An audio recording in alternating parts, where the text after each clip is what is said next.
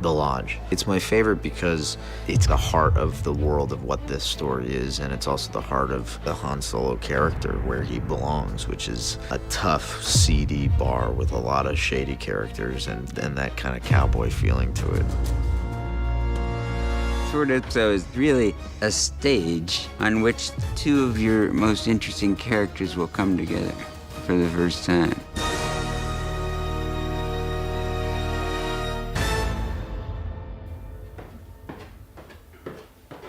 Hi, I'm Neil Lamont. I'm the production designer of the Han Solo story. This is really a mixture between a haberdashery, a hunting lodge, a gambling den, a speakeasy, cowboy-esque, in the middle of nowhere. This is a 100% truly practical set.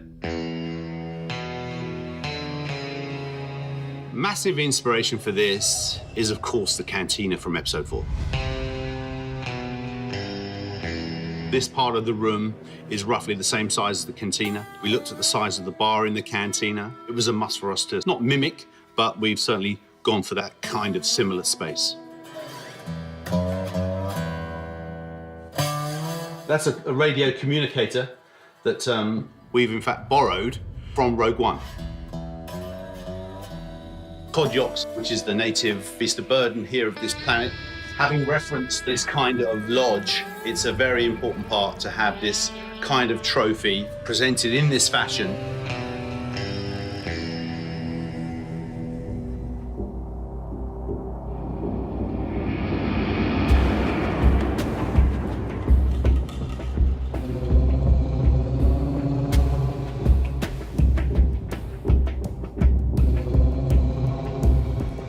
Bradford started in visual arts, and then he became a cinematographer.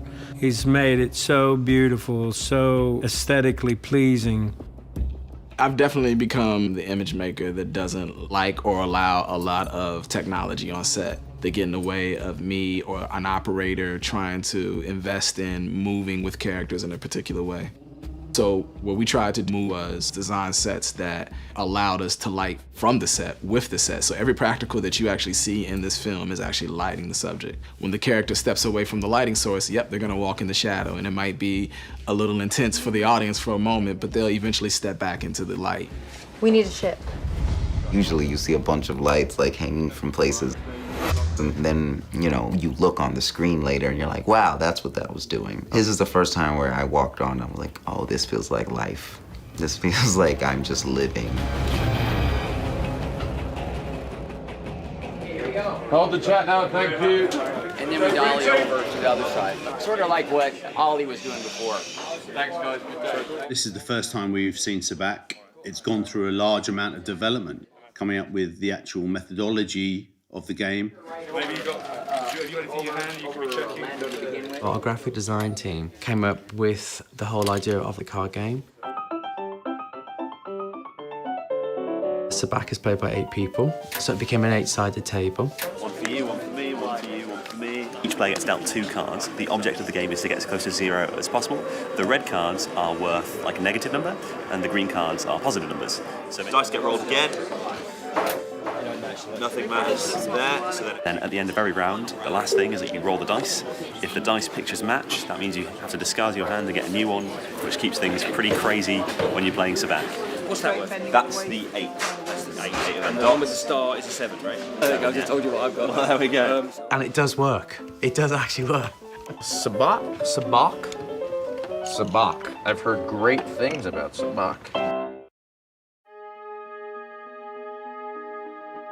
The inspiration for the characters around the Sabak table comes from a historical painting. It's very much the composition. These characters around the table, and many of them sort of just fall into the background, into the shadow.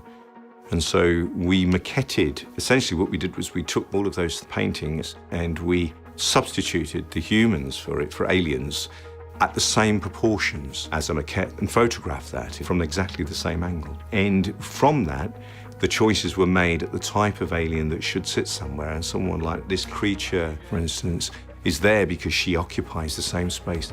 The big eye that sits at the back and looks over also occupies the same space as several human beings do in this picture who are just leering from outside the shadows.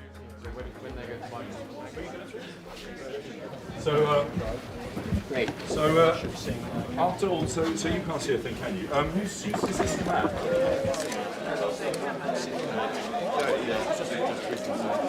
It's incredible. You're not acting to a tennis ball. You're not talking and there's a tape and they're going to put in the creature later. Hi. All the puppeteers are so good at reacting to performance and playing off an actor. I think it surprises people when they get into the scenes because there's so much that comes back to them.